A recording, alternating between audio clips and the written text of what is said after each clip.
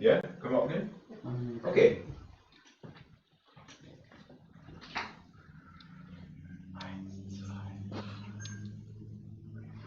Okay, so thank you very much for coming here. It's an honor for us to be able to talk to you. And if you could first maybe introduce yourself and your organization, if that's possible. My name is Nnamdi Kanu. I am the leader of the indigenous people of Biafra. It is not an organization per se, it is a movement of a nation to try to exercise their God-given right to self-determination, as recognized by every civilized institution around the world, including the UN and the African Charter, even the Constitution of Nigeria itself as well, acknowledges that people do have the right to seek self-determination, and that's exactly what we're seeking to take advantage of. Right. Very peaceful movement. It is a non-violent movement. We don't believe in violence. It's entirely peaceful. We agitate, we protest, we organize rallies, and we talk to people. That's all that we do. We've endured quite a lot from the Nigerian government. We are still enduring those forms of brutality against our people up until this very morning. They're still killing, they're still pillaging, they're still raping our women. But we have remained on the side of non-violence because we feel that is the best way to go. I could imagine that it's a difficult decision to take. You know, in the long run, it helps you to achieve your goal. But I could understand if some people say, no, we have to suffer too much. We have every right to fight back.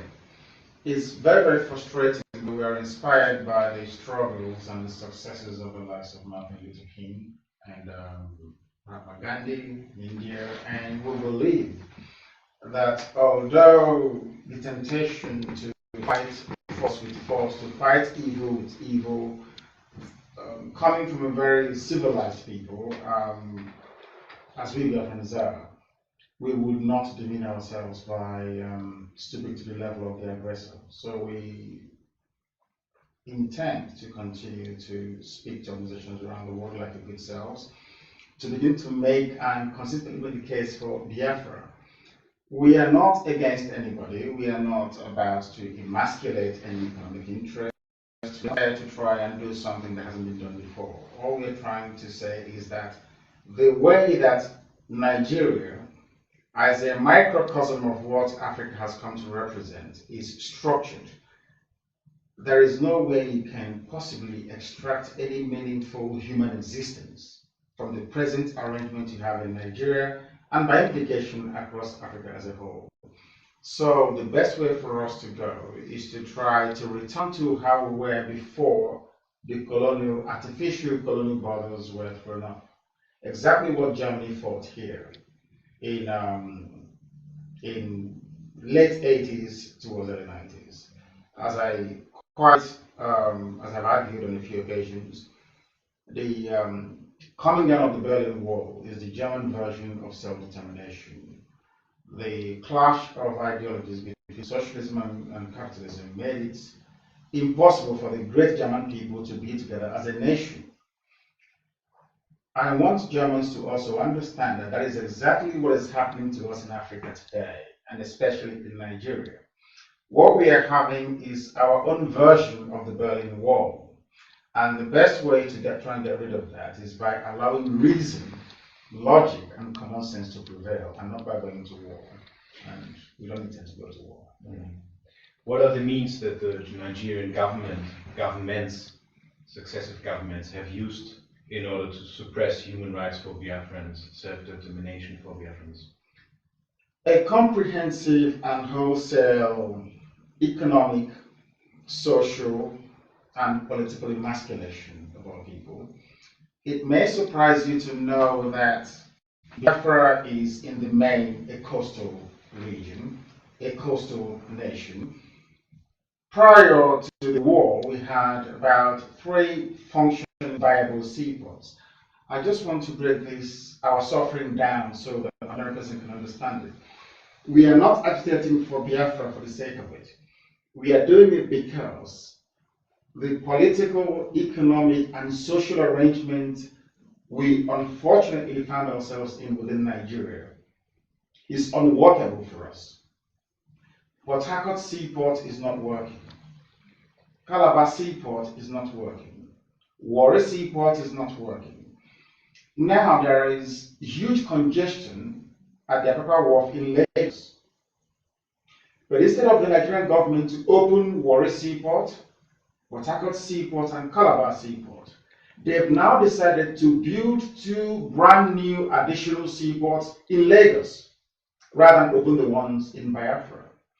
You may also be aware of the fact in the recently concluded elections that Biafrans were prevented from voting in Lagos, in Abuja, and in Kanu. These are well documented by the observers that were sent by the European Union. There has been no notice of admonition. Nigerian governments have not been called or held to account as to why citizens of a particular country supposedly were not allowed to vote. I'll give you a simple example, again with Germany. You have a lot of people who are German citizens, but that have Turkish, either parents or grandparents, that is from the Turkish migrants into Germany after the Second World War. It is tantamount to saying to them that you will not vote in Bavaria, you will not vote in, say, in Hamburg, you will not vote in Cologne because you are Turkish. Do you see such a thing happening in Germany? But that is what is happening in Nigeria, and nobody is talking about it. When it comes to police brutality, military occupation, extortion, rape, pillaging, kidnapping, all forms of what I call official banditry by all the security arms in the Nigerian government, all things we encounter and witness on a daily basis. All we do is we catalog them, we forward them to the likes of the organization, to the UN, to the EU, and nothing happens. So the status quo that you have in Nigeria are those supporting the status quo in Nigeria, which is the preservance of the present political structure in Nigeria, will lead to the extinction of my people. Who benefits from the current structure? I think the colonial masters benefit from it. And also those whose interest it serves to ensure that Africa remains perpetually poor and subservient to the powers that be around the world. You may also know that there is a great race in Africa right now, a new form or brand of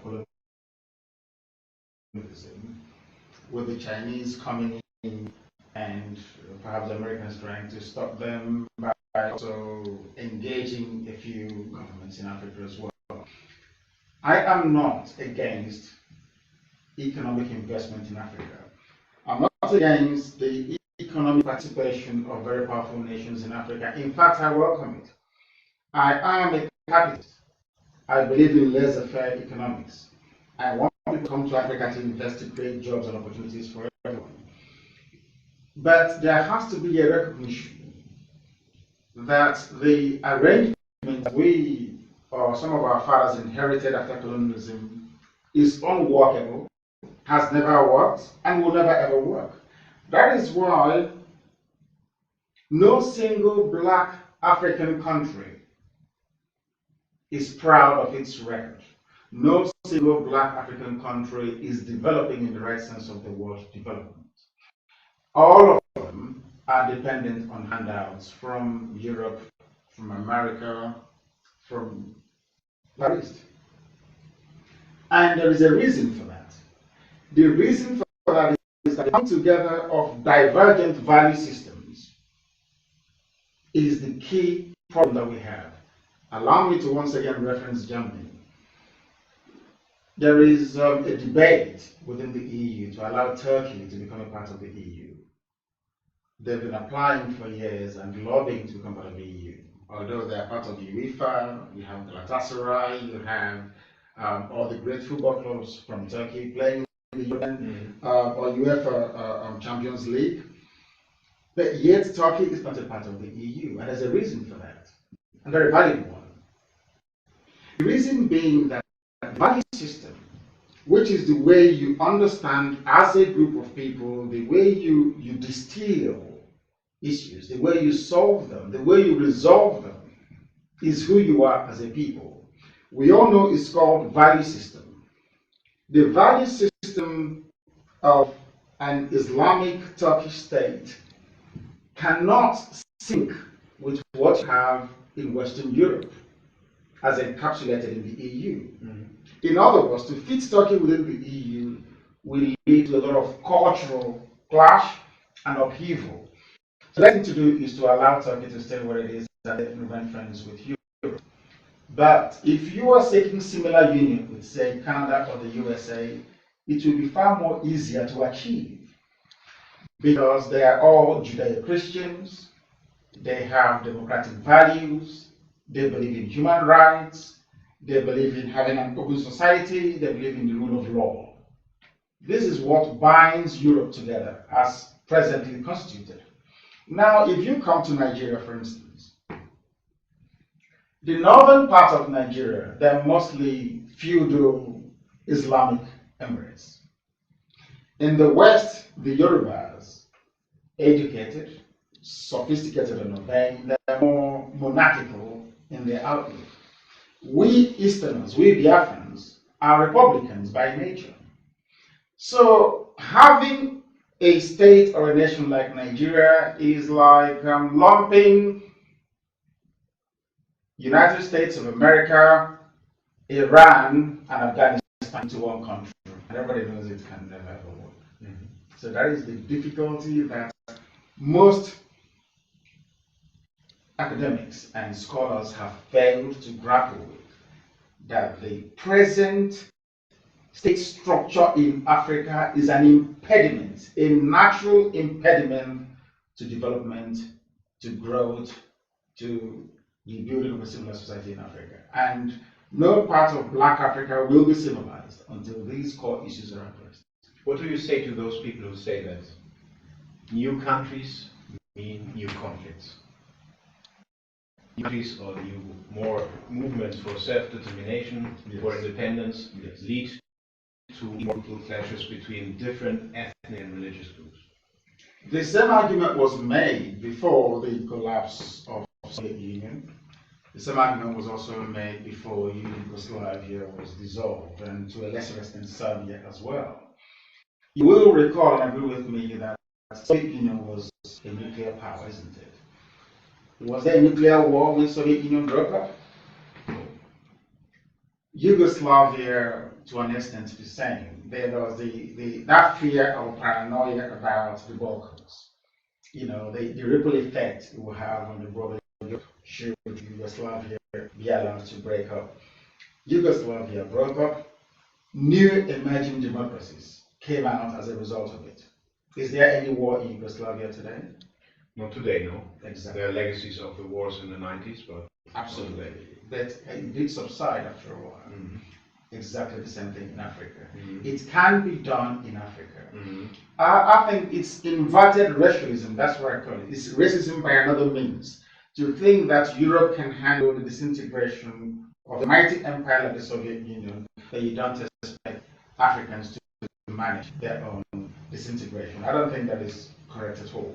You would also agree with me that Ethiopia, Eritrea emerged from Ethiopia, and very recently, of course, the history is not encouraging Southern Sudan came out of Sudan, right.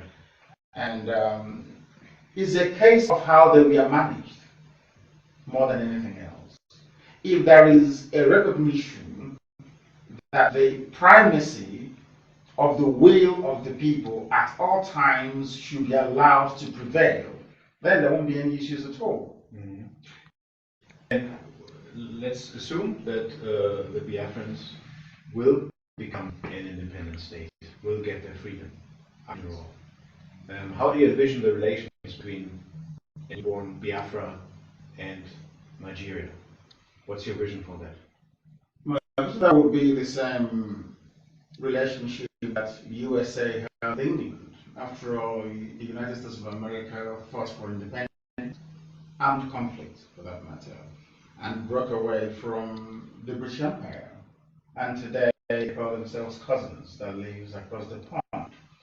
The same will happen with us. We were not at war before the British came to colonize us, and we will not be at war when Biafra is separated. There seems to be this fear that the reason why we seek Biafra is because of the huge oil and gas deposits we have in Biafra. That's not the case. We just want to live like any other civilized, normal country around the world. We don't want to come to Germany to seek asylum. We don't want to drown in the Mediterranean. We don't trek thousands of kilometers across the Sahara to die of dehydration. We don't want to be labeled as victims. We just want to live an ordinary, dignified life. You want to be the masters of your own fate. Absolutely, which any normal human being will aspire to have, I believe. Yes. Could you tell us something about your own personal history? You were born in 1967. That is correct. The Biafran War had already begun. Yes. Do you remember anything from your first years on Earth? Not actually, no. I don't know how it managed to happen, because all I can recall was for those first 3 years, no, I can't recall anything at all. I know I had doting and loving parents. That's all I can recall, I can make of it. But it dawned on me when, about the age of 5, the Nigerian soldiers ransacked my village and destroyed the properties and took most of the men away, because a wrong Fulani soldier molested one of our sisters and she retaliated. She spurned his advances and shoved him away, basically, and that was it. My village was sealed up, and that was my very first conscious experience of what it means to be in Nigeria. The raiding of my village and the arrest and detention of our fathers and uncles and our brothers then, because somebody wanted to rape my sister, and she said, my aunt actually, and she said no. So you can imagine, and we had to live with that occupation for a very long time. But it seems to me that the more it went on, the more the world, it's like Biafra was one of those traumas that the world wanted to forget about. And that's why we're here today. And until today, there has not been any national reckoning, not any reckoning, any kind of reckoning, any form of reckoning with regards to the Biafran War, the crimes that were committed. It's not being talked about in Nigeria. No, because I believe that the powers that be around the world doesn't want to talk about it for reasons best known to them. A lot of people died. 3.5 million people, apart from the Jews of Europe, was the second largest genocide in modern history. There was a conscious effort to sweep the whole thing under the carpet, like it never happened. But for some reason, we may also ourselves be guilty of that, because we did not do what we're now doing. Raise the awareness and highlight the. So we also have to show part of the blame as well. That's You were criticized in a very young age. Yes. You told us about the rumors you had when you were 5 years old. Yes. Could you tell us about how you were politicized in subsequent years? In subsequent years, that very experience that I had as a child stuck with me. And as time went on, we realized that Nigeria didn't want us to be there with them. They wanted us there as slaves, perhaps. So people they can exploit, people who will be made to subservient to the powers that be. But as time went on, it became harder. We paid school fees to go to school. Others don't pay school fees. Others did not pay school fees. something called, was a policy they introduced called the educationally disadvantaged states in Nigeria, which means that if I score 200 out of say 400 to go to a school, I will not gain admission or entry to that very school. If somebody else from somewhere who is Fulani or Hausa scores only 3 out of 400, they'll get a private place in a boarding school, a unit school, they call it. Our parents had to start from scratch after the war. We were only given £20 per family, per male, adult, child, regardless of how much you had in the bank before the war. Immediately after the war, all that money was confiscated by the Nigerian state and only £20 given to you to start life. That is why today you have us in the business of buying and selling rather than manufacturing and goods of goods and services. The discrimination is not subtle anymore, very consistent and sustained, culminating only recently in the Nigerian government or those that are in charge of Nigeria telling us that we cannot vote in certain states, that an Igbo man, a Biafran, can no longer be the president of Nigeria. This is of the Nigerian state. It is not something that happened at a particular time. It is as an accumulation of a series of very distressing and disturbing developments within Nigeria that led some of us to say that enough is enough. And we are not going to stop until Biafra is free. Rest assured. You told us before that you free Biafra. Yes. It was 29 years ago when you went to London, or was it even before? No, 29 years ago. Could you tell us about the circumstances of you having to flee? I fled Nigeria when I was released from prison, and they came to my house to kill me. The Nigerian state came to my house on the 14th of September 2017. When I was due in court the next month, October the 13th, they came to kill me on the 14th, and they ended up killing me in the process. Now you would have thought in any other place around the world there would be some kind of an inquiry or some kind of judicial review as to why somebody who was granted by a court should be attacked with the sole intention of killing him. None of that happened in my case. What they wanted to do was to kill me because they know the war has to do with Biafra. Nobody gives a toss about it. You can walk into Biafra today and kill 1 million people. I can assure you nothing will happen to you. So they came to my house, they became emboldened because they've killed Biafrans so many times that questions were not being asked. So they thought, you know, we can go and kill him. And that nobody will ask questions. That's what happened. So I was basically bundled out of my house by my security men, but unfortunately 28 of them fell in the process. And I made my way to Israel. Okay, is that what happened? They came to kill me.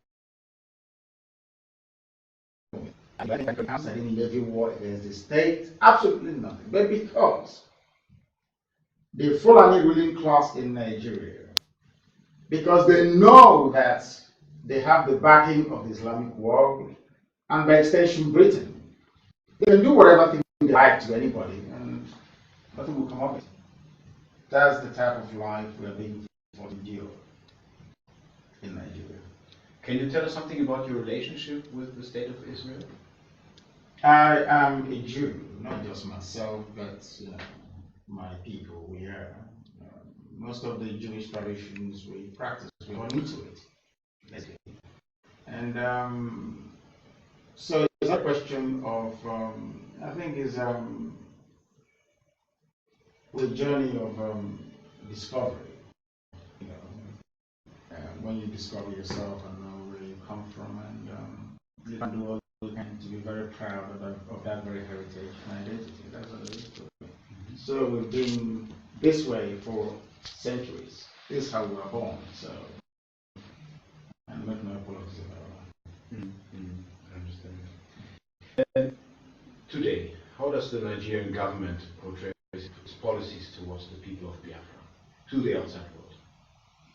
To the outside world, I think, is a conspiracy.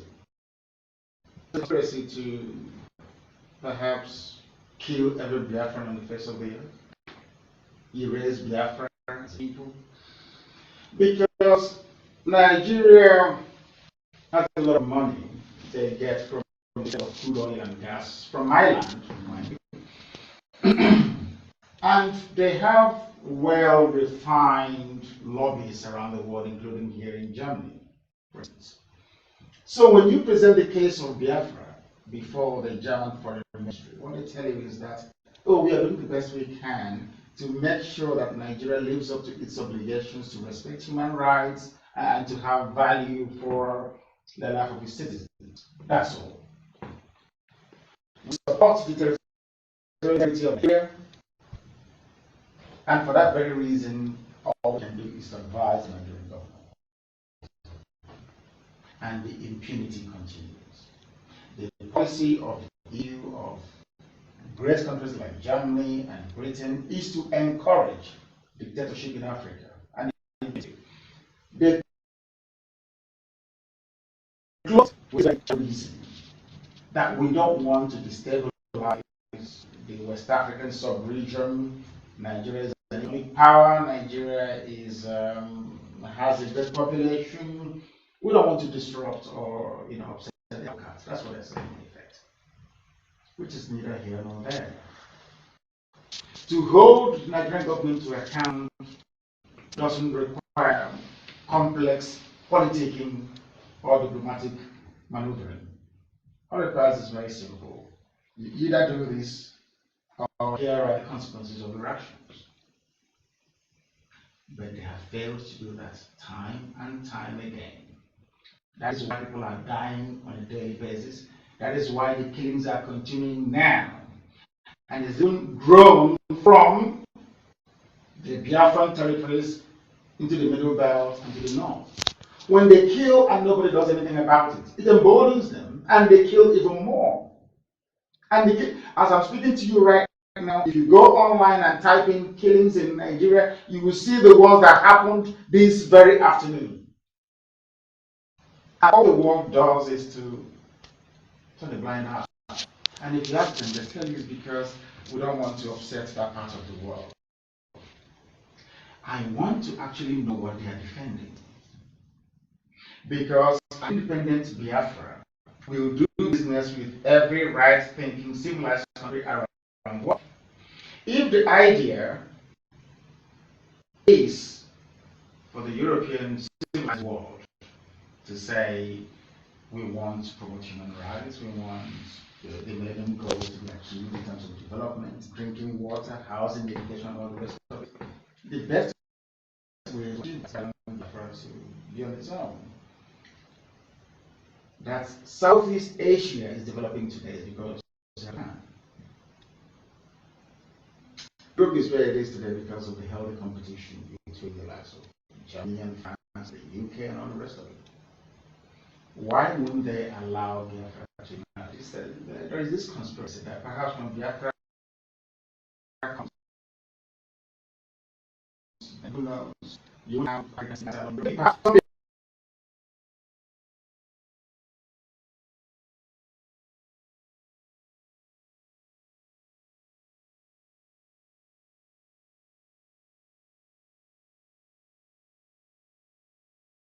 you know that Biafra can solve that very problem, but they refuse to get into that. Because those that drew up the boundaries in Africa want to maintain it. Give me superiority. They are playing God. You know, we are God. We went to Africa. We created Nigeria. We created the Cameroons. Ghana is ours. But I keep asking, why was it that when the Soviet Union came into Germany and decided to divide Germany into two by building the Berlin Wall, why was it that NATO, Western Europe, and North America said no, or at least fought until those barriers came down? Maybe you have enlightened leaders, people that love their people. In Africa, you have heads of states who are more interested in how fast their country is than trying to elevate the soul of the people. So, in that regard, I'm not blaming. The blame is not entirely on Europe and America. I think we also have a lot to answer for. We have not behaved like human beings should. Most Africans, I'm sorry to say, there's not much difference between us and the wild beasts in the forest. I'm being very, very factual and honest about this. The entire blame can be laid on the doorstep of Europe or America. We are also responsible. We have failed to reason properly like human beings. That is what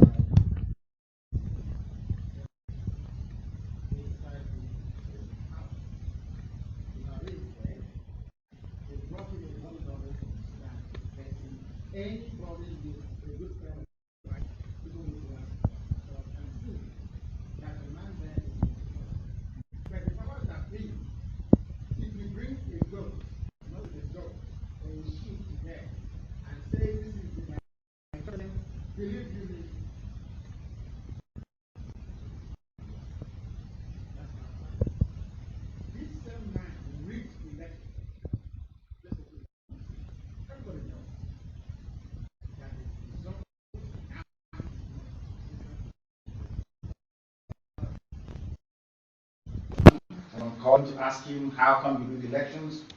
All the bloodshed, people were killed, mowed down in polling stations. You saw them burn polling booths down, including the ballot papers. Have you heard of any national inquiry, any condemnation anywhere? Mm-hmm. Because all the big boys, they have oil and gas interests, and they don't want to destroy it. You know, these monkeys can die all the life. We don't need an oil and gas. And that's exactly what dictates their reasoning.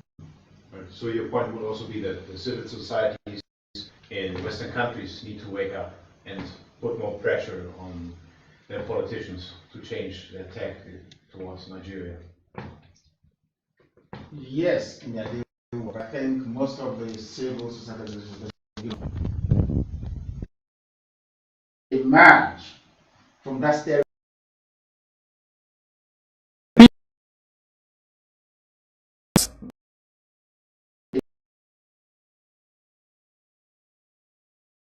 Destroyed by the British in 1904. I'll go back there to go and pray. I think that's the first thing that I will do. And I'll watch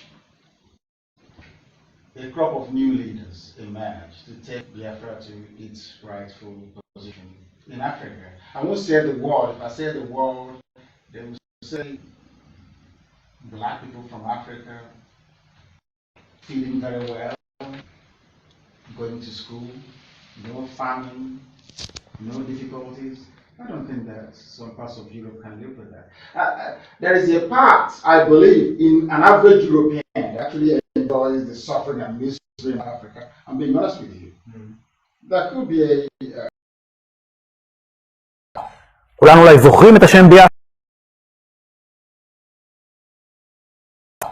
כולנו אולי זוכרים את השם ביאפרה שמדברת על הילדים הרעבים שם, אבל מסתבר שבחבל הארץ, שבדרום מזרח ניגריה, יש אוכלוסייה גדולה מאוד, עשרות אלפים, יש טוענים מיליונים, של אנשים הרואים עצמם כיהודים ושואפים לאוטונומיה, מדינה יהודית עצמאית בביאפרה, שבניגריה הם גם זוכים לדיכוי ביד קשה של הרשויות.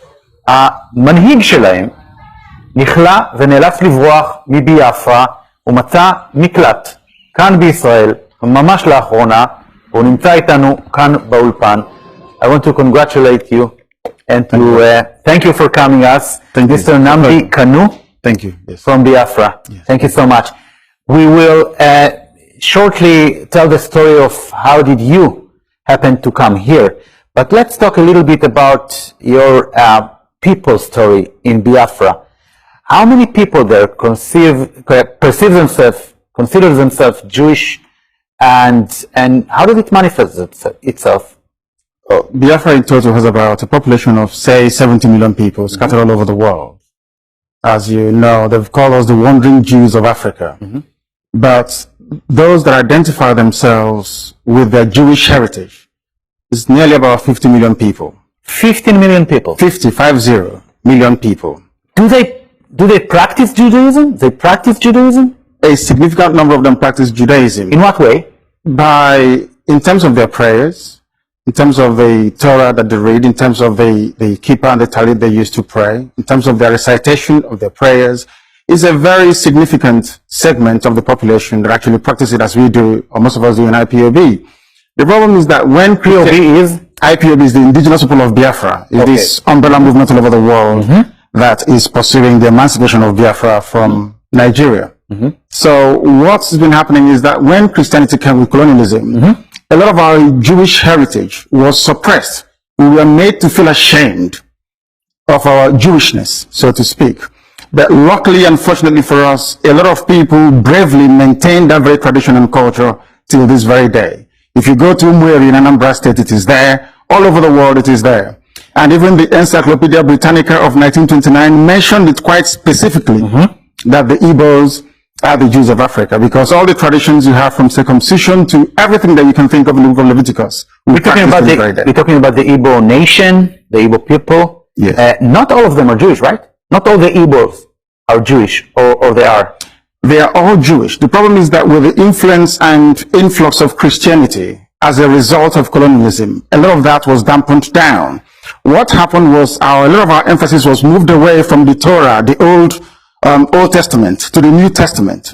But because the Old Testament still contained aspects of our tradition and our culture, we accepted the Bible as it was given to us. Okay, we have a short clip showing you guys in Biafra in your Judaism way of life here. Yes. Hallelujah. Oh, say shalom. Hallelujah. Oh, say shalom. Hallelujah. Oh, say shalom. Hallelujah. Oh, say shalom. Hallelujah. Oh, say shalom. Hallelujah. Oh, say shalom. Hallelujah. It's the sound centuries of Colonial returning to what they say are their native roots. Shalom to the Rabahadu. A place quite fascinating. Very, very fascinating. Now I want to look at the map of Biafra and Nigeria, and maybe this map tells a little bit of the story. So actually, you guys in Biafra, what are you struggling for? What is your aim in your struggle? Why there is such a confrontation between you and the authorities? Because we want to go back to where we were before the British came. Most of our problems was basically made by the British. The way Nigeria was put together is the root cause of the problem. I'm talking about these days. Okay, there was a war and Biafra was kind of independence between 1967 and 1970, I guess. That's correct, yes. And since then it's part of Nigeria. What do you want? You want an independence state of Biafra? You want to be a Jewish state? You want kind of autonomy? What do you like? What do you want? We want an independent Jewish state, a Biafran state that is absolutely independent of anything to do with Nigeria, for the simple reason that we were independent before the British came. But you want to be a Jewish state? Absolutely. To go back to a way of life, there's a place called Arochukwu where we come from. The same way you have Jerusalem. The same way you have the temple in Jerusalem, we have one in Arochukwu. The same thing. So we want to go back to that way of life, to worshiping the one and only true God that we know. Is there anyone within the Israeli establishment that recognize you as a Jewish people? Absolutely. I'm sure that during the time of... I'm just interrupting. This is you praying at the Western Wall of the Kotel. Absolutely, yes. Okay. Yes. I prayed there also in the year 2013 when I came to Israel. So coming back to my question about the recognition by Israel to your Jewish way of life, or to your Jewish heritage? Our Jewish heritage. Yeah. And our way of life, yes. Isaac Rabin made some statements about that. Also, Henry Kissinger, the former United States Secretary of State, also made some comments about it as well. If you go to the Nixon papers regarding the Biafran War, it's all there, very clearly spelled out. But I think that it seems to be this kind of paranoia that should Biafra get closer to Israel, that 70 million people will somehow flock to the land of Israel. But that is not the case. We are seeking Biafra so we can return to Biafra and be in Biafra. Let's go back to your personal story. Yes. You have been persecuted or arrested in Biafra. What was the story about? I arrived in Nigeria, in Lagos, on the 14th of October 2015, and I was arrested from London. I was arrested for demanding for freedom for my people, because I run Radio Biafra in London, and the authorities didn't like it. Then I had to go down to, I had to go home basically to see my people, and they arrested me and kept me locked away for 19 months. 19 months? Yes, despite 2 court judgments to set me free. They took me to court, and the court... More than a year and a half in custody? Absolutely. And then what happened? Trial. And then they eventually granted me bail with very stringent conditions. When I came out, I continued to speak to my people. I continued to practice my Judaism, my Jewish faith. And one day they came to my house to kill me. The Nigerian army came to my house to kill me. What was it like? I mean, I wouldn't wish anybody to go through it. They killed 28 people in the process. How many? 28 people died. By the attempt to kill you? To kill me, they killed 28 people. How come they killed 28 people and they didn't get to you? Because my people evacuated me before they could get to my bedroom. And then you flew away? Then they took me away and smuggled me out of Nigeria. I needed some time to recover, which I did, and then I had to make my way to Israel. I see you're very excited. I wouldn't call it excitement. I would say relief that I managed to make it to the only place that I feel safe in the whole world. I could have gone back to England, but I still don't feel safe to go back to England. That's why I stayed in Israel. Okay, we're approaching the end of this conversation. Do you have any expectation from Israel government, from the Israeli society? Yes, it is to live up to the obligations to defend Judaism and Jewish faith all over the world. We are being persecuted. We are suffering as a people. And it is the responsibility, I believe, moral responsibility of Israel to make sure that Biafra stands as an independent entity in Africa. Nnamdi Kanu from the Igbo people in Biafra. I want to thank you so much for this conversation and wish you all the best. Thank you very much for having me. Personal level. Thank you so much. Thank you. Thank you. Yeah, Zoo is panicking. They are panicking. I love it. They are panicking. Unbelievable. Unbelievable. We are live and we are direct. They are panicking. Zoo is panicking. Zoo is panicking. Onyemuche has come back. Biafrans are coming back to my page. Yoruba. It is the truth. I tell you the truth. I don't care who you are. I don't care if you're holding my life, you take it. Was Shoyinka not corrupt? Was Tai Solarin not corrupt? Name one Yoruba man that isn't corrupt. Name one. Name one that is good. I said name one. Tell me a Yoruba man that served in a public office and went back with his integrity or her integrity intact. Name one person. You can't, can you? Yoruba should stop supporting evil. Yoruba, stop supporting evil. To do you no good. I want confirmation. Chinasa, tell me if I am coming out loud and clear on they have done something to Radio Biafra. They have done something to Radio Biafra. I don't know what is going on. I do not know what is happening. I do not know what is happening. I don't know what's going on. Isn't it very funny? Isn't it very funny? Before we went off. I was at 3.7K or so. We've come back. It's jumped to nearly. This is 5.9, nearly 6K. You see what Yoruba is? You see how Yoruba is messing themselves up in Facebook? You see how they're messing them? Do you see how disgraceful they are? You think you can stop the truth? You've got to be joking. You must be dreaming. We are live and we are direct, and humanity is listening to us because we preach the truth. You may not like it, and quite frankly, I do not give a damn. If you like it or if you don't like it or it doesn't bother me. Because we preach the truth. The whole truth and nothing but the truth. We are live and we are direct. The world is... Oh, see, 7.3. Hey, Yoruba. Yoruba, leave evil, that evil may leave you alone. This same evil was what Afonja got dabbled in, and you lost to Lauren. Till now, you have not learned anything. Have you? You've learned nothing. Absolutely nothing. I was broadcasting 1 minute ago. You reduced my number from over 33,000 to 3,000. I reconnected, and it's over 8K. And when I preach this very gospel, people don't understand. We will continue because we are relentless. If you like, reduce it to 0. They got so frustrated, they cut off the whole thing. Is it going to save you? Skate can't save you. I'm Nnamdi Kanu. It can't save you. I preach the truth always. Look at my face, oh, look at it. I am pulling it, oh, because when we catch any time, yes, Chinas said they cut us off. We are back again. We are back again on Radio Biafra. We are back again on Radio Biafra. Streaming live and direct. You see my face? I'm pulling it.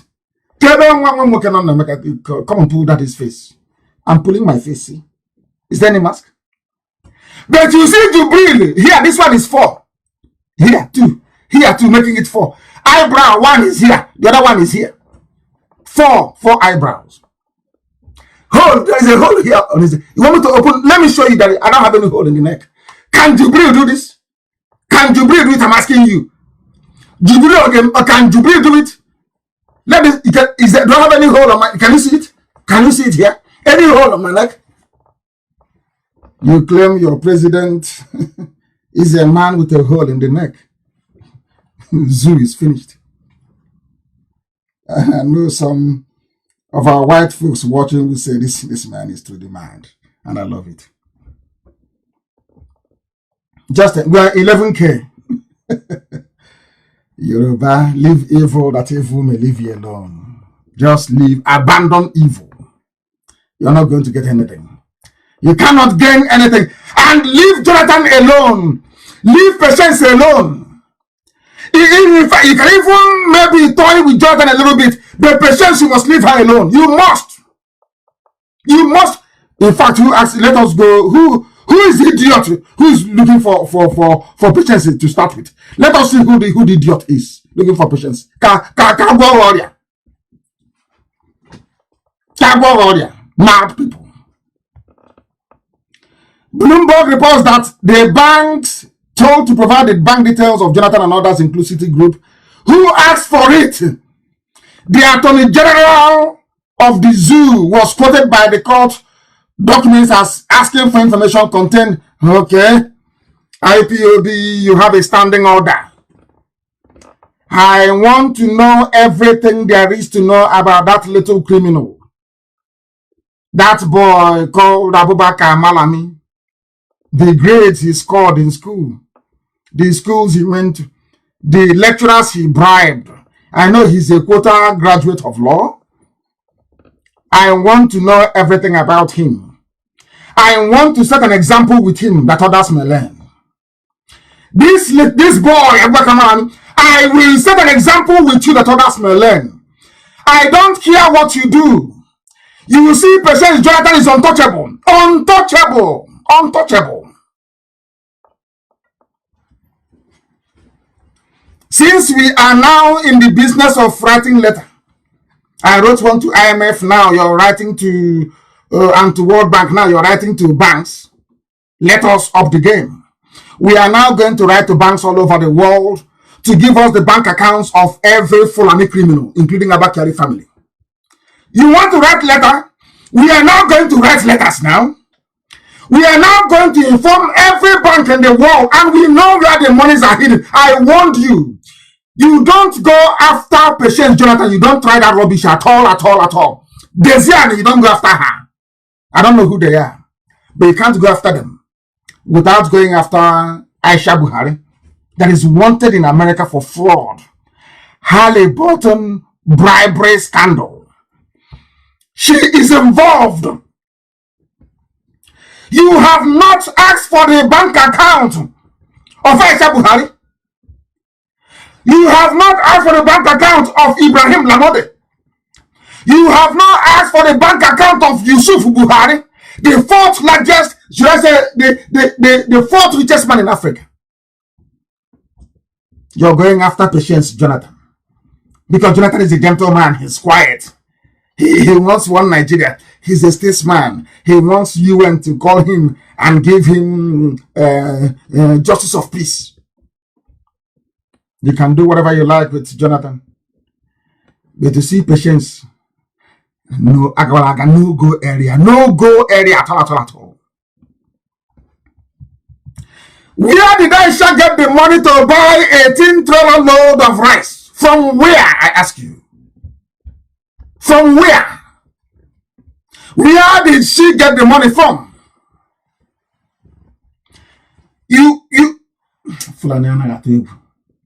I don't blame you, I blame Jonathan. I blame Jonathan. I blame the idiots that call themselves Niger Delta. I blame the bastards that call themselves Niger Delta. The hopeless fools, I blame them. A former first lady, albeit in a zoo, you want to ask for her account. Hey, Chineke, thank you very much. Now, since we are all going to be investigators now, every account, every money in that account belonging to Fulani, every money belonging to Tinubu, we want it. So we can also write to them. You know IPOB. One order tonight, everything we say will start running all over the world. Number one in the world, not even 2 or 3. Are you aware? You want us to since you don't have the fear, there is no fear, Malami, you don't have the fear to go after Patience Jonathan. All of you are fair game. All of you are fair game, all of you. Fulani criminals, all of you criminals with your hotels in Dubai, with your estates in Dubai, you are gone. And even those hiding their loot in China. You think you're safe? Do you think you're safe? That somehow China will save you? You are drunk. You're mad. You're asking for the account. So when they ask you, why did you mismanage the economy? You say, oh, it's a Jonathan and Patience and Desian. Hey, they took all the money. All the money you've been laundering through Dangote, you think we don't know? So somebody can become a multi-billionaire in the whole of Africa with pasta, rice, and sugar. That you gave him a monopoly? You think we do not know? Do you seriously, do you look at us as fools? Do you know this is IPOB? Do we look like fools to you? Fulani, do you think this generation will look like fools? Do you think we are Zikiwe? Or Babi Asika? Or Niamodo? Begging you for governorship. Do you think that is who? Do you know we are IPOB? Are you aware of that? We shall teach you the lesson of your life next time. When you hear the name Patience Jonathan, you won't go close to her. You are mad. You are mad. I thought you've learned your lesson not to go after our people anymore. We said we won't defend them, yes, but I noticed that was somehow a kind of an encouragement to go after our people. No, you can't do that. Any day you are prepared to solve the issue of corruption, you convene a large commission, appoint judges from outside the zoo, then you announce all the cases one after the other, not your selective. You think that nonsense Ottoman Danfodio played on the Habe monarchies of the North will work with us? Is that what you think? So if you come and select Jonathan and Patience, and then we'll leave you, you take them, you rubbish them. No, it can't happen. No, not now. It can't happen, I'm telling you. Since you want us to request for bank account, we now request for bank account for everybody, that the world may see those who are looting. And those our starting point is 13.9 billion, which you have not answered. Nobody, no Janjaweed has been able to answer this question. Yoruba media will not ask them, where is the 13.9 million budgeted for Asoro Clinic? Where is the money? Aisha said, not even a single syringe is there. Where is the money? You are looking for Patience, Jonathan. You people are mad. You people are insane. Alamajri, you are insane. You're insane. You want to go after Patience, their bank account. Hey, you have your own bank account. Why don't you publish it? Because he who goes to equity goes with clean hands. Publish your own bank account. Then we know. You idiots, you sit in DSS office. You call Yoruba Gota Media and their unemployed graduates with nothing to do. Pay them 3,000 naira to be talking. Do you know we are IPOB? We squash everybody. If you come to social media, we will squash you completely and totally. We decimate you because we have the facts and we have the figures, and we have an army that cannot be bought. An unbuyable army. They are the worst to deal with. An army you cannot buy. You're playing with us. Talk about. Let me hear him again from you, President Jonathan. In fact, we're even starting self without even waiting for your next rubbish. Don't touch her. You're insane. Talking about Patience, Jonathan. You are mad wherever you are. Alamajiri with quota education. Idiot that doesn't know the rule of law.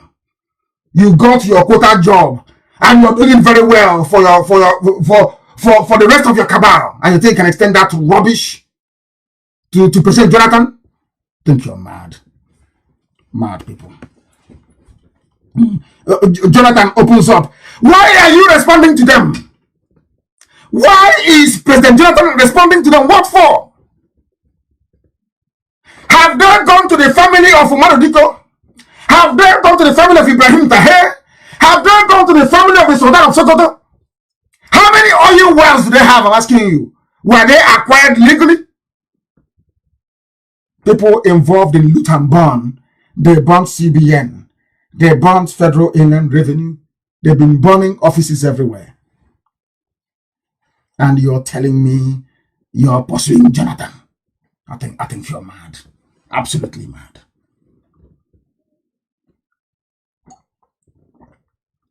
I just had a sip of water. Unlike Jubril, who cannot. I just had a sip of water. And the world is listening. We are live and we are direct. Humanity is on our side because we are propagating the truth. And nothing but the truth. This is the reason why they want one Nigeria. To cheat all of you. One Nigeria. This is our Nigeria. This is our Nigeria.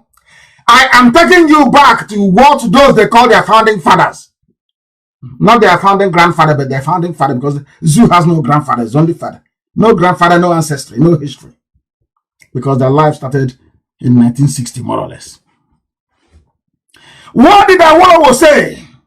I am saying this because of those who are going about talking rubbish. Oh, it's one Nigeria. We want our one Nigeria. Our founding father. Let us see what your founding father said. Awolowo, this is what Awolowo said. And please, Amaka, put it everywhere. Please put it on the page. Since 1914, the British government has been trying to make Nigeria into one country. But the Nigerian people themselves are historic. Sorry, this is Tafawa Balewa. I do applaud. I a very well spoken man. I saw his video. I've always known. You can say about him, but Tafawa Balewa was so right, well spoken, well learned, polished. I must say, Tafawa Balewa was polished, very neat, clean, well spoken, highly educated. Nzogwu shouldn't have, I don't know those that meant to kill him, but they shouldn't have killed him. He was a very good man. Not, I wouldn't say in a good man, and he was in the midst of Janjaweed, Fulani. All of us are over 20k. This is somebody that Yoruba reduced to 3k while hey, Yoruba. Very sad indeed. I don't know what they're doing with evil. Is that why they put so much pepper in their soup or stew to burn the evil inside? I don't know. It's not what I said though. I'm repeating what others said. Tafawa Balewa said in 1948, since 1914, the British government has been trying to make Nigeria into one country. But the Nigerian people themselves are historically different in their backgrounds, in their religious beliefs and customs, and do not show themselves any signs of willingness to unite. It was never united. Never, ever, ever united. Never. Let us go to Awolowo, north, west, and east. Awolowo said, Nigeria is not a nation, it is a geographical expression. There are no Nigerians. Nigerians don't exist. Awolowo, in the same sense as there are English, Welsh, or French, the word Nigerian is merely a distinctive appellation to distinguish those who live within the boundaries of Nigeria and those who do not. Our Bafemi Awolowo never believed in one Nigeria. The North did not believe in one Nigeria. They was not telling us, hey, let's work for one Nigeria. That's why I call them hypocritical nationalists. They are hypocrites. How about the Jonathan of his day? This maker, he wants people to love him. He wants to be seen as the voice of Pan-Africanism, a dreamer, a hopeless dreamer. Let's read what he had to say. It is better for us and many admirers abroad that we should disintegrate in peace and not in pieces. Listen. In 1964, Azikiwe said, again, Yoruba. Azikiwe said, let us break up in peace rather than in pieces.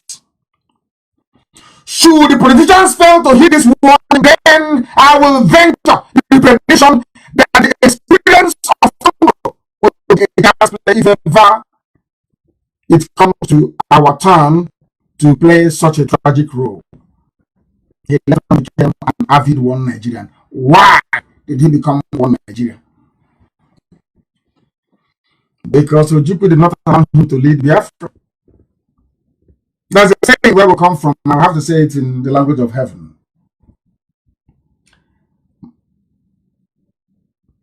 Do you understand that? It was Ojukwu that went out and got Biafra to be at least recognized by some people all over the world. Zik wanted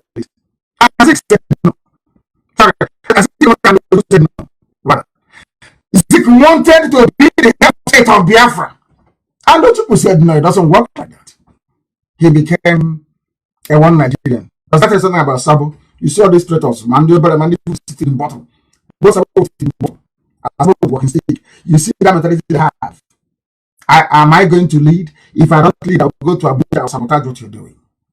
I will connive with you some few elements, Yoruba. We sabotage what you're doing. Is that very clear now to all? It didn't start now. It started then. It started from way back. Way before. That is why we preach always and relentlessly that the truth must be spoken. You may not like it, it's the truth. In that same zoo was where Aziko was telling Tafawa Balewa and Ahmad Bello, train your Almajiri. Jonathan built schools for them. Have you forgotten? The same Jonathan to probe. The same problem that Jonathan saw, the Almajiri problem, and tried to solve it. Jonathan wanted to solve the Almajiri problem today. Boss Mustafa is saying Al-Majri portends danger for Nigeria. You understand, don't you? Now you understand, don't you?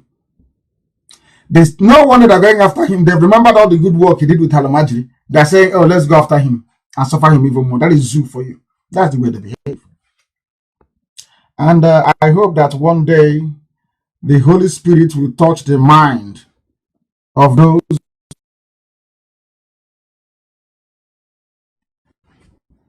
That's what I pray for on a daily basis. The second government of the zoo, Boss Mustafa, has warned that Al-Majri will become an army that will control Nigeria in the future. Always them, bandits, terrorists, headsmen from the same people, from the same, fertile recruitment ground. They never change. And you want to be in one Nigeria with them. But the funniest thing, if the zoo we are to be divided tomorrow, I call not go on your way, middle belt, west, east. I'm warning you that an army of Al-Majri will come in the future. You will see a very clever politician recruiting them now to form an army for them to intimidate somebody in the future. The same way Obama and Hillary brought COVID-19 to the restaurant out of office. Of course, we know. Obama said in the next 5 or 10 years, which is the electoral cycle. He said the electoral cycle. In other words, if there's a Democrat, there's no problem. Years, maybe if there's a Republican, we hit COVID-19, and it happened. This is Radio Biafra. We are live. We are direct. The time now is approximately 12 minutes to 9 p.m. in the evening in the land of Biafra. The same number of minutes to the top of the hour, regardless of where you are in the whole world. We are live and we are direct.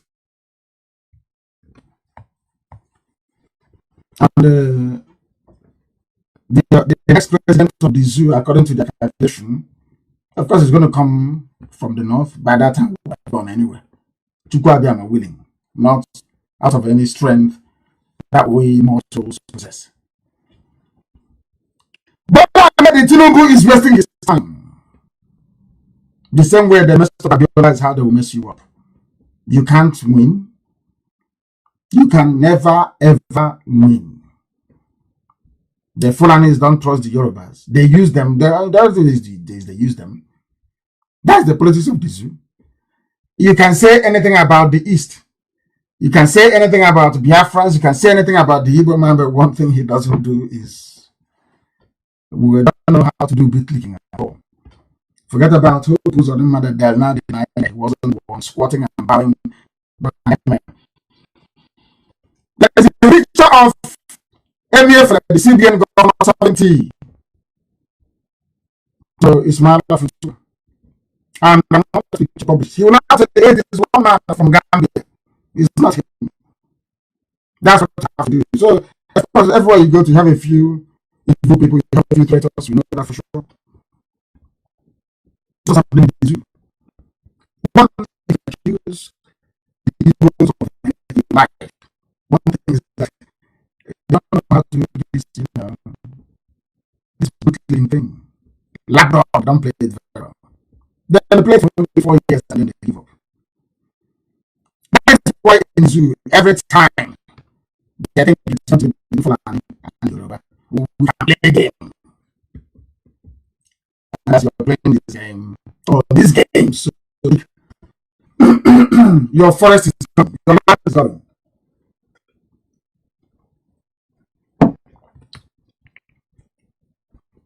We are live and we are direct, of course. And darkness has appeared. Lo and behold, light has come. As we all do, it will come. And man is everywhere. The only man that tried to help them, good Jonathan, the only man that tried to help them, they are trying to grow him. Unbelievable. Unbelievable. And somebody was very confident piece of money belonging to the Biafrans that Biafran stole immediately after the war. Or Biafran stole that money in the hope that the families would give him the rulership of Nigeria that didn't materialize.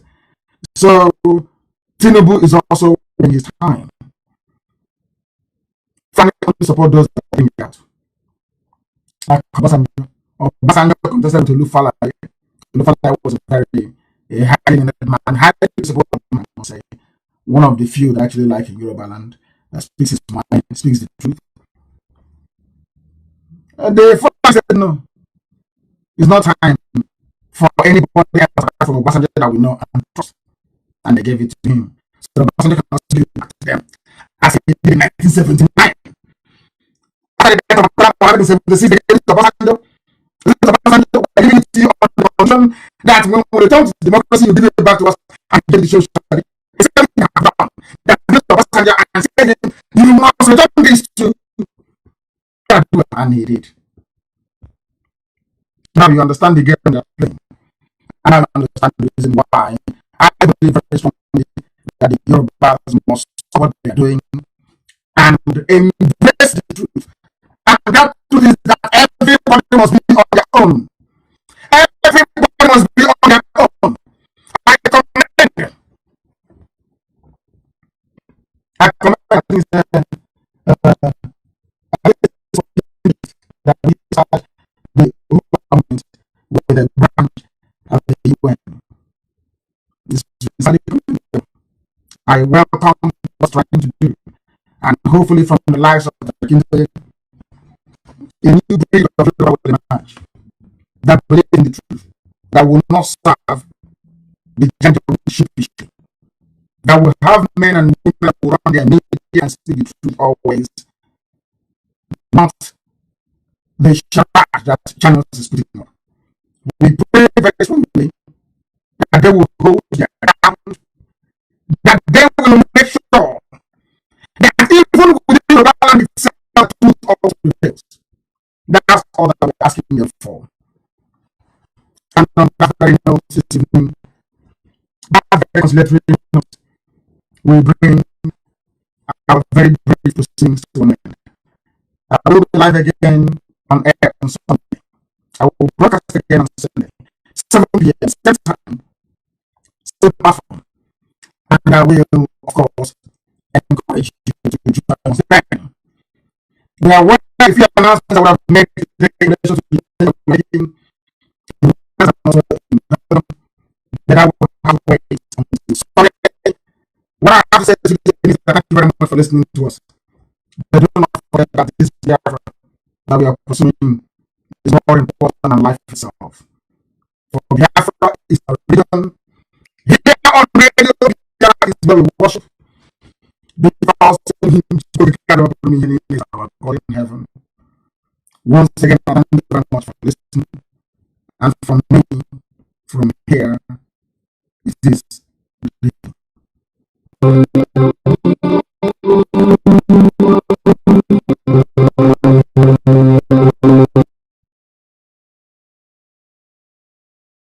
from their falling.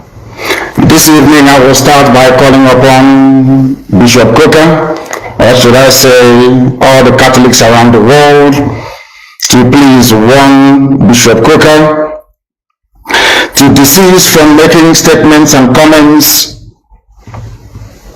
that will annoy God Almighty in heaven. If he continues in the manner that we have deduced he is likely to follow, then I will place curse on him in public. I'm not saying this very lightly because he is a man that I have enormous regard and respect for. Bishop Coker, I respect him, I love him immensely. But he came up with some statements which are, should I say, unbecoming of a sensible, reasonable human being. Therefore, he must retrace his steps. We must also remind ourselves that a few days ago, I said something about those of them trying their damnedest best to try to keep Nigeria together, a zoological republic that should not exist in the first place. And this evening, I want to reinforce this very fact, that the curse that I placed upon the United Kingdom, a people that I revere and I love very much, people that I hold their citizenship and have sworn allegiance to, and will continue to defend their interest, genuine interest, of course, because I am an Anglophile at heart. That's very Britain today. It is not up to 7 days that I made that statement live here on air. The leader of the Welsh people have come out to make a categorical statement that Britain no longer exists in their own thinking. This is what I want to guide the thinking of all our people. I want it to guide our understanding of what is happening in the zoo, and to understand also the spiritual dimension which we have chosen to pursue this very noble cause. According to Mark Drakeford, who is the leader of the Welsh people in the UK, and I quote, "The United Kingdom is over," he said. UK, as I told you a few days ago, that anybody who has a hand or who is trying to keep Nigeria together, their kingdom or their entity will disintegrate. These are the things that I want you to understand this very evening, that Nigeria has expired. The wrath of Almighty God is upon Nigeria. Look at Tinubu, for example, what the Yorubas are going through on his account. Look at how the Christian minorities in the north are being slaughtered and brutally massacred by the Janjaweed elements of the caliphate. Because the likes of Bishop Coker is there preaching unity that he knows doesn't exist. Because Britain is directly involved in trying to keep together what God Almighty has rendered asunder. That is the reason why Mark Drakeford has come out to say that United Kingdom is over. He's a very heavyweight politician in the UK, the leader of the Welsh people. He is the first minister of the Welsh people. Wales, of course, in the UK is a principality, and mind you, Prince Charles is supposed to be the Prince of Wales, or should I say the titular head of the government of Wales people. But here we have Mark Drakeford saying it categorically that Britain is over. And I warn Britain, if you continue to meddle in the affairs of Nigeria to the extent whereby you are presenting a stumbling block to the emancipation of the children of God, the children of light, United Kingdom will be decimated. Because you're very proud and very arrogant, because you think that you're Caucasian, you're white, you can do anything and get away with it. You may think that the disintegration of the UK has nothing to do with Biafra, but I can assure you categorically that it has. If you do not stop meddling in Nigeria, if you do not stop this your, should I say, perverted, racist devotion to keeping people who shouldn't be one together in one monstrous entity called the Zoological Republic of Nigeria, believe you me, God Almighty in heaven will destroy Britain beyond recognition. And it started to happen already. It is happening already. I warned you and I told you, you may disregard the agitation for Biafra and tag it as nothing. Because you came, you saw, you conquered and you colonized. But I'm warning you today, if you continue, the wrath of God will be upon you. As I warned the zoo many, many years ago, if you don't allow we Biafrans to go, that zoological republic called Nigeria will be a worse place than Somalia. And today it is happening. And if you have not applied for a Somalian visa, please try and do so. Should I say Somali visa? Try and do so as quickly as possible, because the zoo is on the path of destruction, and there is nothing man can do to reverse it. Mark today's date and what I'm telling you, Nigeria will be destroyed beyond human comprehension. So says the Lord of hosts.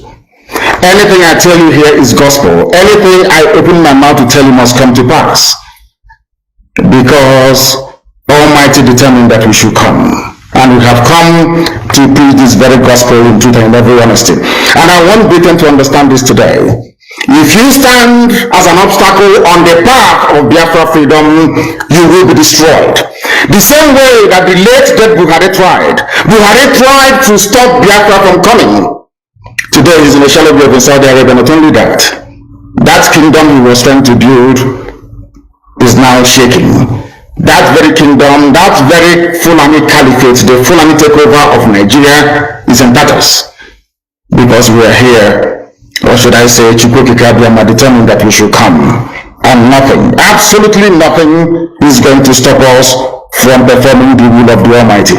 Today I can tell you categorically that in the United Kingdom, the first minister of Wales, part and parcel of this United Kingdom that colonized, enslaved, subjugated, and still colonizing the zoo called Nigeria till today. A part of Britain have now said that they're going to divide. They will leave. Scotland will leave. Wales will leave. Northern Ireland will join the Irish Republic, and you only have the little England at last. And when all these things are happening to them because of their pride and ego, they will not acknowledge that the work they did against the throne of God in Biafra land is what is responsible for their demise as a once great nation or a once great people. They are also on the path of decline, and nothing can reverse it unless they stop meddling in the affairs of Biafra. The United Kingdom is over, and a new union should be crafted to reflect a voluntary association of four nations. In other words, Britain will no longer exist. You have England, you have Wales, you have Scotland, and you have Northern Ireland. The reason for that is because they meddled in the affairs of the throne of God. As I told you earlier, Almighty God in heaven has a way of punishing his children, and we have been roundly punished, believe you me.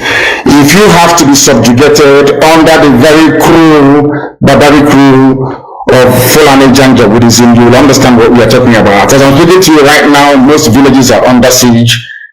There are killings and rapings, abductions and murder going on right across the length and breadth of the Zoological Republic, but they cannot understand what is happening to them. They know that the problem of insecurity in Nigeria is intractable for the simple reason that they have failed, should I say, to allow Biafra to go. The sooner they understand this or realize this, the better for everybody. But I'm not sure they will, because they are very stubborn. And as God hardened the heart of Pharaoh to fail, so are they also going to fail. And that is why those of them who are in Benue State, that is why the likes of Governor Autumn or the very young man who was mouthing his rubbish a day or two ago concerning the deployment of Eastern Security Network into Benue is in for a very, very difficult and horrible experience of their lives. I must warn also Governor Autumn of Benue State. I am not laying claim to Benue State, the entirety of Benue State, not at all. What I'm making very clear to you is that there are Igbo people, Igbo communities, not traders, not migrants, not settlers, no. These are our traditional towns, communities and villages wickedly gerrymandered into the north. That you have Igbo people today asking Igbo names, speaking Igbo language, who are answering to humbleness and abomination before God Almighty in heaven. I will not allow it to continue. Those Igbo speaking parts of Benue State is part and parcel of Biafra, part and parcel of the eastern region. And should anything happen to them, if you fail to control Fulani incursion into that very territory, then ESN will continue to do their work. And I have commended them earlier and allow me to do so again at this very moment. I commend the men and women, not just of our high command, but also of the Eastern Security Network that successfully pursued and apprehended a notorious Fulani bandit by the name Muhammad Isa. We have the videos. For those of them claiming he's an old man, they're all lying. And they know it very well. He is the leader of a gang of abductors, of rapists, and of murderers, tormenting our farming communities. But I'm glad to report this very evening, morning or night, depending on where you are, that menace, that threat has been permanently put to bed. It will no longer happen. Should our people in Benue State be subjected to further attacks, I am also informing Governor Autumn of Benue State. I will make sure that ESN returns to that very area, or should I say come out of the bushes to confront whoever comes against the children of the Most High God Elohim in heaven. This is a warning to all of you. For those of you that specialize, should I say, in twisting the obvious, in turning truth into lies, I never claimed to all of Benue State. You people carved Igbo people into Benue, which is unacceptable. We are in an era not that of the old, compromised and discredited Nnamdi, not in that very era. No, we are not in that anymore. We are not in the era of compromised governance and the pocket of the Fulani Caliphate. No, we are now in the era of IPOB, and no inch of territory belonging to traditional, should I say, ethnicities making up Biafra will be surrendered to anybody. No. And in Benue State, we have taught them, while they were discussing that, don't come to Benue, we're already on the ground in Benue State, in Lower Benue. And we are not in Benue State that doesn't belong to us. We are in Igbo parts of Benue State, Igbo communities of Benue State. And we are there to defend them, and that is precisely what we are going to do, and nobody is going to discourage us otherwise. We are making it very clear today that the Eastern Security Network is on the ground. We are on the ground in Benue State, and in every part of Biafra for that matter. We are in Cross River, we are in Akwa Ibom, we are in Bayelsa. Everywhere it is happening. Anywhere we confront Fulani headsmen, these terrorists, we will drive them away. Be rest assured, we are not going to rest one iota until our farmlands, our homes, and our forests are secure. What is happening in Yoruba land cannot happen in Biafra land. Nobody, no idiot can come from anywhere to claim any inch or parcel of Biafran forest. It is not doable. Instead, we all die there. That is why I am making this presentation live, at least for those of you who may be able to come over on Instagram, that I am on Instagram and I'm live. If you want to see a live video of this very broadcast that is there, you can and should be able to see it. Anywhere in Biafra land we confront Fulani terrorists, we shall meet them head on. We know that they are part of the police and the army. Danjuma himself, General T.Y. Danjuma himself, testified before the British Parliament that the army of Nigeria and the police are colluding in the conquest of indigenous populations in Nigeria. And we are no exception to that very horrible and sinister conspiracy. The police we have in our land are terrorists in uniform. The army we have in Biafra land are basically terrorists. They are there to aid and to support Fulani with advancement to the Atlantic Ocean. And we are there to stop them, and we are stopping them, and we will continue to stop them.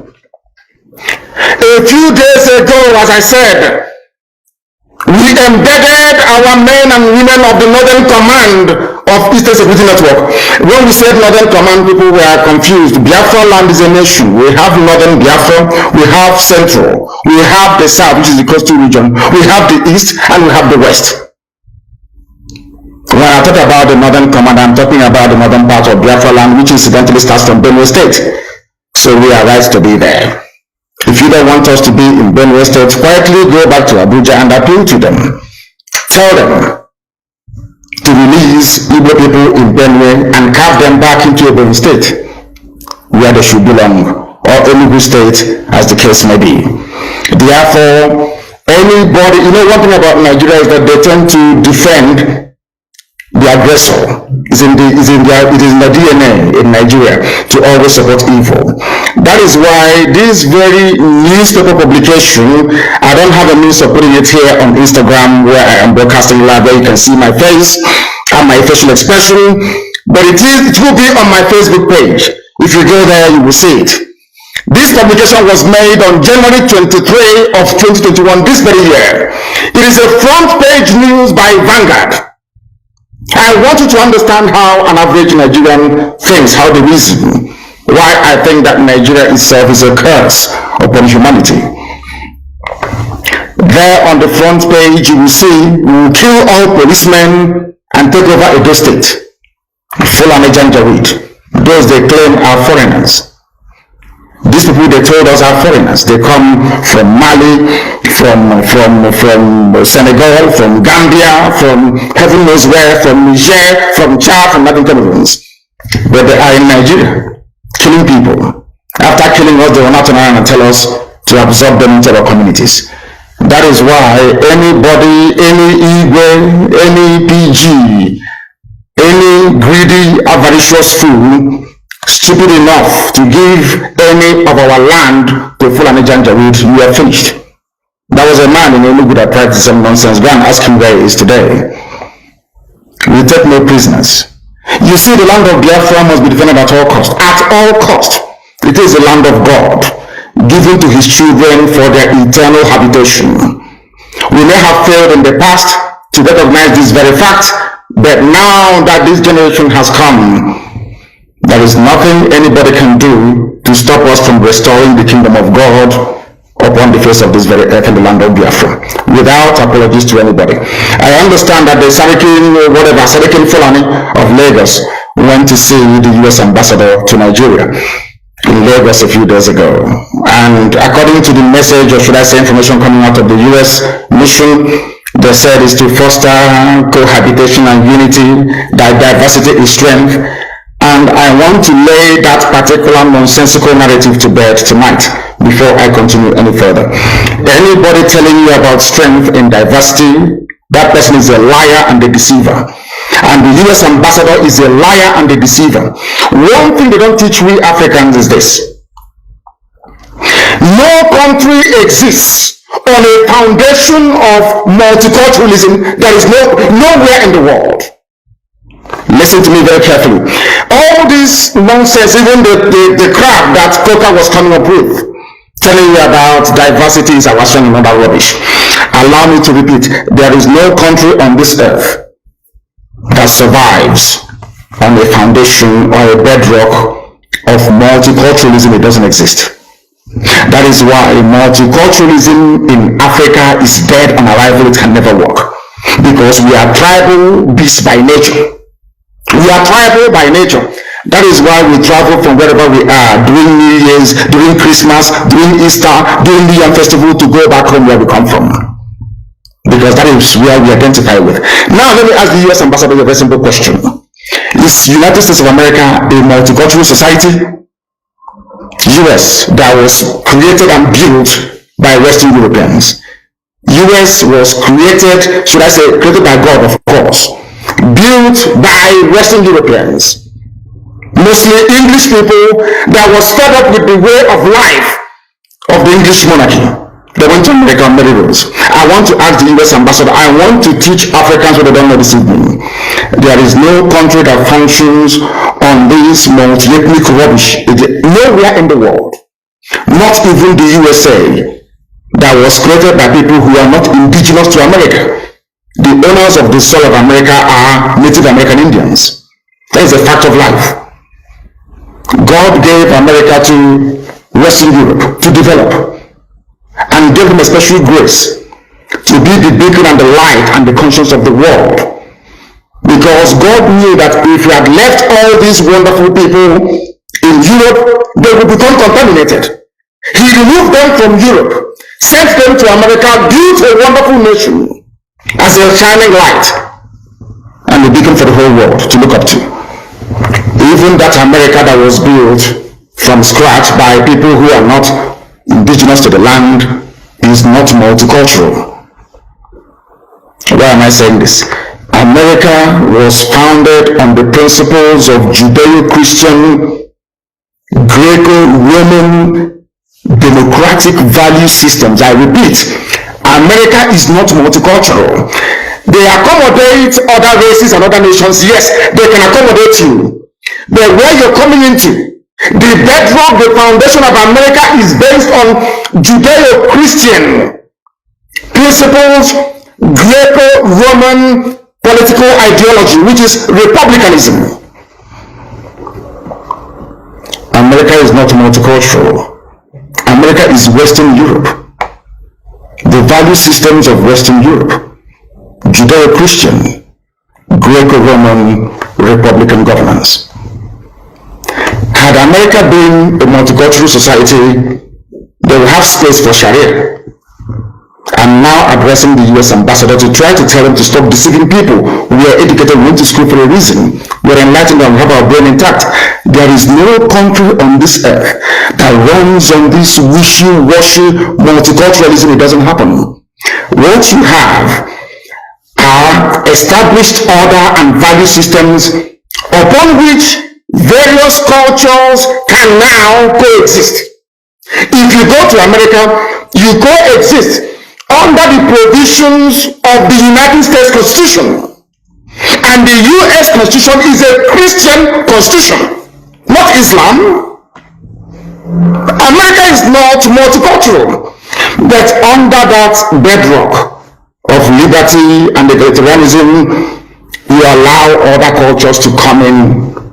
But first of all, they must swear allegiance to or take an oath to uphold the Constitution of the USA. That is something that the US ambassador never told the Janjaweed that went to visit her. The same way that Nigeria cannot function as a viable entity. Willow Shorinka knows what I'm talking about. I'm even sure somebody who claims he's learned, as Bishop Coker is, understands what I'm talking about. No country on this earth. The value system of the state of Israel is based on Judaic principles. The value system of Russia is entirely theirs, is based on theirs. It's a Russian way of doing things from times of the Tsar. If you go to Saudi Arabia, it is essentially a Sharia Islamic state. You can live there, no problem. You can build your churches if you want. I think the Muslims to allow churches to be built. But it is never a multicultural society. Japan is not a multicultural society. China is not. They can accommodate you, but that doesn't mean they are this is type of nonsense they feed Africans, and we fall for that very gimmick of multiculturalism. At the end of the day, you end up with a useless contraption like Nigeria. You don't have any value system that anybody anywhere can define. If I talk about the USA, I can talk about hamburger in the USA. We can talk about, what else do they have in the USA? Hamburger, you can talk about, what's it called? What are the traditional dishes? Apple pie and all the rest of it. We can say that these are American dishes. If you go to the UK, you can talk about maybe mashed potato and bangers and mash, which is sausage and mashed potato, as their national meal. That's understandable. But I ask you, if you come to Nigeria, what is the national dish of Nigeria? Does a Fulani Janjaweed eat a febusi, where we come from? Does an Igbo man eat a red soup? The answer is no. So on what basis is all this so-called multicultural foundation going to be laid upon? On what? We are not one people. We may be black and be African, but we're not one people. Not even one religion. If Britain cannot stay in an EU that is entirely Christian, EU is entirely Christian. Britain left. Nigeria, I don't know if Nigeria is Christian or in fact is Islamic. So for me to accept the multiculturalism being preached by the US ambassador, I have to embrace Islam as my religion. That's what it means. And some of you get taken in by all this rubbish. And I feel sorry for you. Yeah, sometimes when I say this, I'm being very arrogant. If you are educated, you will understand that no nation is multicultural. They allow other cultures to come in. It doesn't mean they're multicultural. They have a viable space where multicultural ideas or identities can thrive. But the foundation has to be monolithic. It has to be one dominant value system and ideology. That's how it is all over the world. Don't let anybody fool you otherwise. That is the same reason why you have this anomaly. In a so-called republic, you have royal fathers in a republic. Because you are trying to shuffle multiculturalism. You're trying to marry the feudal system of the north, the monarchical system of the west, and the republican system in the east, to marry them into one. And what you have is entirely rubbish, and that's why Nigeria can never work. Not now, not tomorrow, not ever. Competing value systems. Nobody wants their own value system to be subsumed under another person's value system. This is something that the US ambassador never told you. But here I am telling you today. Because if you come here, you become educated. If you come here, you become enlightened. If you come here, you stop being a zoo animal, you become a human being. That is why we are the largest and, of course, the most consistent broadcasting platform insofar as Africa is concerned, right across the world. Millions listen to us because they know we preach the truth. The whole truth and nothing but the truth. That is why this very day, because you are in one Nigeria, in multiculturalism, the army will come to Olo to defend Fulani Janjaweed living in our forests. We went to Olo to defend our people. They came, they arrested the clerics. none of God, they arrested all of them. How many times have you heard that imams were being arrested in the north, or that villages were being invaded in the north, and imams being arrested? Only in Biafra land. And this is your multiculturalism. This is a place where you want all of us to stay somehow to pretend that all is well when we know that it is not. In that same Nigeria is where Fulani headsmen openly boast about conquest. Benue State is one. That is why I feel sorry for the idiots talking rubbish from Benue. They came and they made the same bold claim on Edo State. And I quote, "We will kill all policemen and take over Edo State." Vanguard publication of January 23, 2021, this year. Only 2 months ago. Nothing happened to them. Only the Fulanis can lay claim to land that doesn't belong to them, and nobody will say anything. When we try to respond, they come against you. And your average foolish Nigerian who cannot reason properly, they're not educated very well, I'm sorry to say, will side with the oppressor. It's only in Nigeria where the victim becomes the accused. We came into all, Hope was Adama tried to give you land in all to build a Fulani settlement, and we said no to it. That's all. We talk about our low crisis, and now they're trying to blame IPOB, they're trying to blame Eastern Security Network. But all of you are aware of the fact that Nigeria Army and Nigeria Police are essentially Fulani Janjaweed terrorists in uniform. The newspapers, all the articles, everywhere, the national discourse is replete with instances of Fulani being supplied by the military, as we're going to listen to later on. But nothing happens. When you try to fight back, you become the victim. And we are saying we are fed up of being victims. We can no longer be victims anymore. If you kill us, we'll kill you. I'm saying it live on video, so you can share the video all over the world if you want. If you come to our land to kill us, we'll kill you. As simple as that. It may take us some time, but eventually we'll overwhelm you. Well, in the end, we always win. As I warned them in Benue, we are in Benue.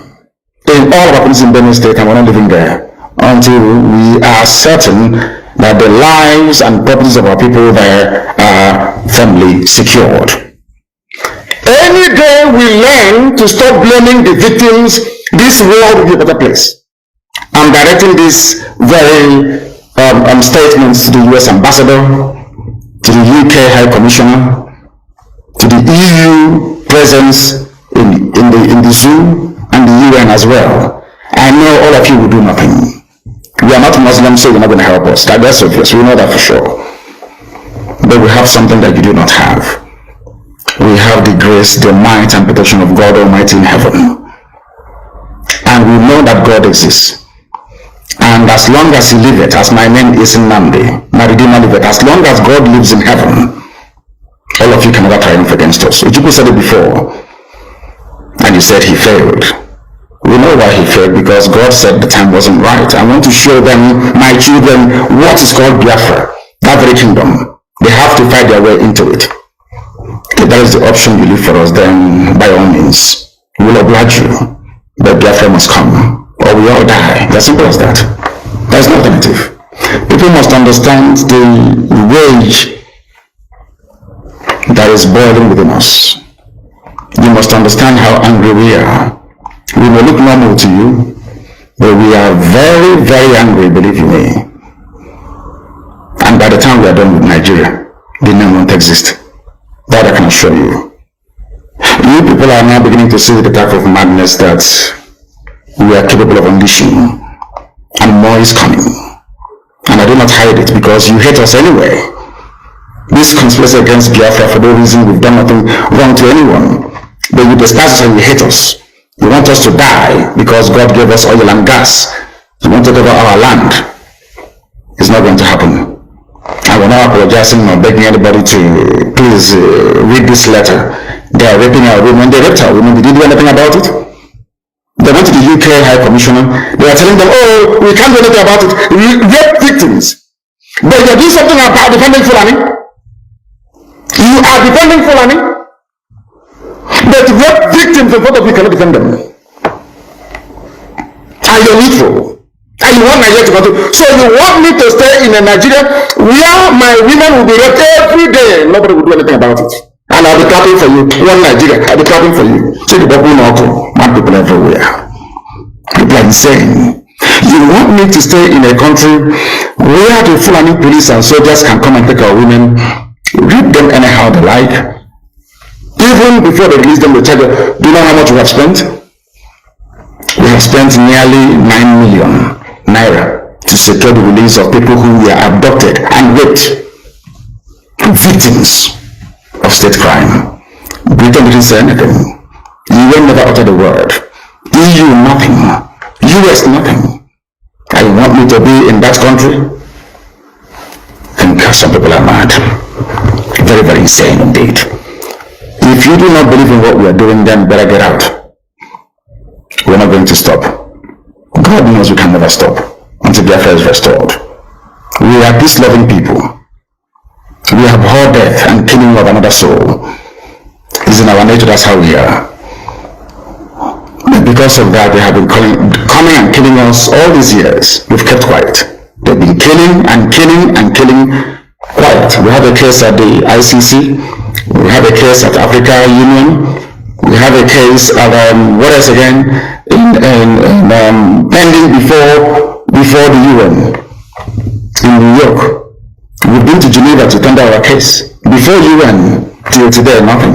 In fact, the more we complain to them, the more they come to abduct and rape our children, the more they come to kill us, the more they want to take over our land and our forests. And who told them that's going to be possible in our time? In a time, in a movement that I lead, you think you can come into our land and take it over? Oh dear. That means you don't know who we are. 30 pastors arrested for doing nothing. Have you heard about any imams being arrested in the north? No. Do you want me to stay in one Nigeria with you after this level of injustice? Is that what you think? No, it is not going to happen. Not now, not tomorrow. There are two things plaguing them in the zoo: lies and deceit. If not for the coming of Ipob of Radio Biafra, all of you would have lived and died in the ignorance that Ojukwu caused a war.